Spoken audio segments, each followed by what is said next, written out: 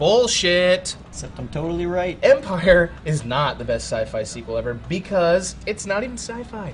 It's fantasy and space. Please, what's yours? Aliens? Mine is T2. Terminator 2. You really are. The villain in Terminator 2 is a liquid metal cop with knife hands. T2 is disqualified. It doesn't respect the rules of the first movie. That makes it a bad sequel in any genre, sci-fi or otherwise. Fine. Also, it forces me to stare at a politician's ass without the prerequisite of a sex scandal to support my disdain. In the first one, they clearly state only living tissue could travel back in time, because otherwise the robots would send some nukes, and boom, goodbye humanity, and movies. Fortunately, there's usually a bunch of lowlifes nearby who are more than willing to donate their clothes. You forgot to say please. Then how does the T-1000 travel back in time? His skin is made out of some sort of sciencey stuff, like mimic polyalloys or something. It's not living tissue. Nobody needs it for the knife hands, man. Yeah, and that's about as much justification as the movie gives. James Cameron is like, shut up and watch this badass thing I made, but don't you dare think about it. Also, if the T-1000 can go back in time and his skin doesn't inhibit that, then why doesn't he just make his skin into clothes? He doesn't have to be naked,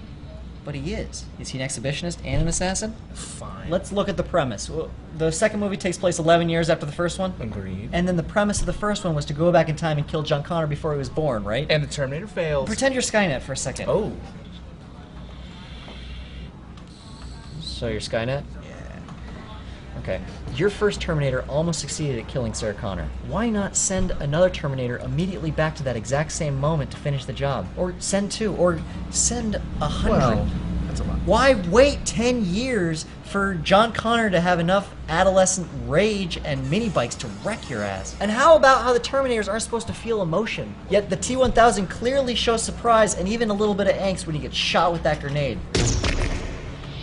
To cap it all off, the friendly Terminator kills himself, and in his final moments of his life, he learns compassion and sympathy. I don't know why you cry. James Cameron just turns him into a real boy for no reason, because people wanted it. I like it. Just as fantasy as Empire. Knife hands, though, man. Lightsabers, though, man. Okay, T2 might be action-adventure, fine, but Empire's not sci-fi.